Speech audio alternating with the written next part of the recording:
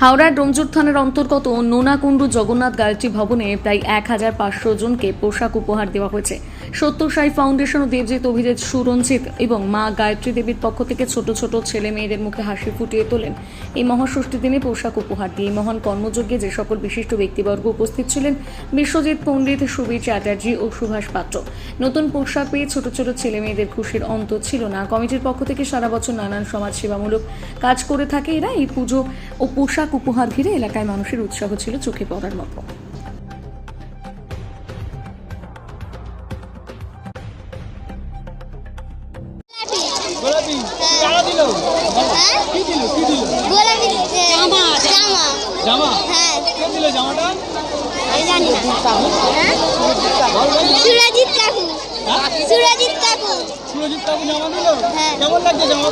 ভালো।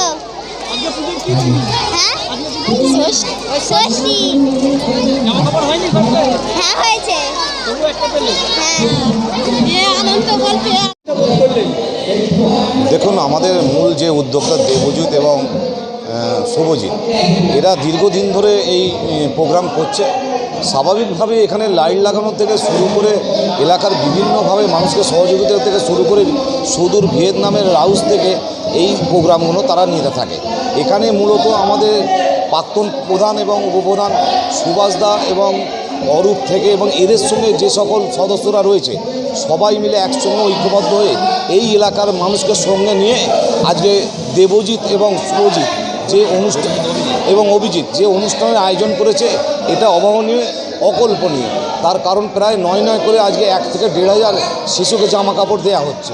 আমরা জানি এই শারদীয় দুর্গা উৎসবে বিভিন্ন মণ্ডপ থেকে শাড়ি বিতরণ করা হয়, কাপড় সহ বিভিন্ন সামগ্রী দেয়া হয়। সেই জায়গায় দাঁড়িয়ে আজকে এখানে এসে দেখছি সম্পূর্ণ শিশুদের একদম 2 থেকে 12, 13, 14, 15 বছর পর্যন্ত বাচ্চাদের যেভাবে আজকে এই শিশুদের মুখে আনন্দ ফোটাচ্ছে, এটা কিন্তু সচরাচর দেখা যায় না।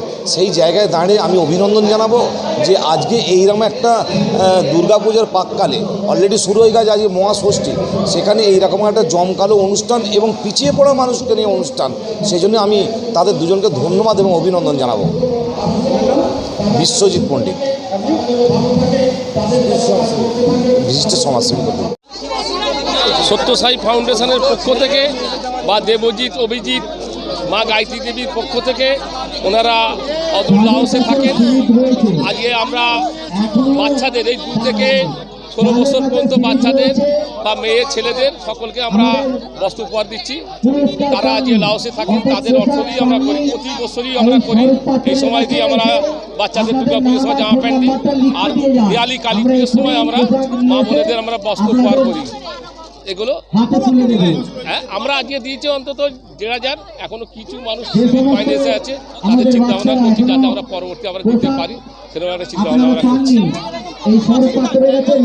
এটা প্রত্যেক বছর বলতে আমরা কয়েক বছর হয়ে গেল, মানে প্রত্যেক বছর বলতে অন্তত 7-8 বছর হয়ে গেল আমরা প্রতি বছরই এগুলো আমরা দিচ্ছি। মানে আমরা যেহেতু আমরা ওনারা বাইরে থাকেন, ওরা একটা চিন্তাভাবনা গরিব মানুষের দিকে ওরা চিন্তাভাবনা করেন, সেই আজকে আমরা 1600 লোককে দিয়েছি।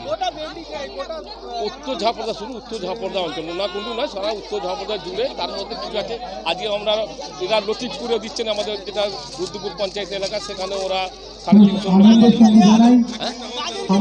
এগুলো বাচ্চা ছেলে মেয়েদের দেওয়াচ্ছে। ছেলে মেয়েদের মা বোনেদের 43 সময় কালী পুজোর সময় দেওয়া হবে। 43 সময়। আমার নাম হচ্ছে সুভাষ পাত্র, আমার পঞ্চায়েত উপপ্রধান।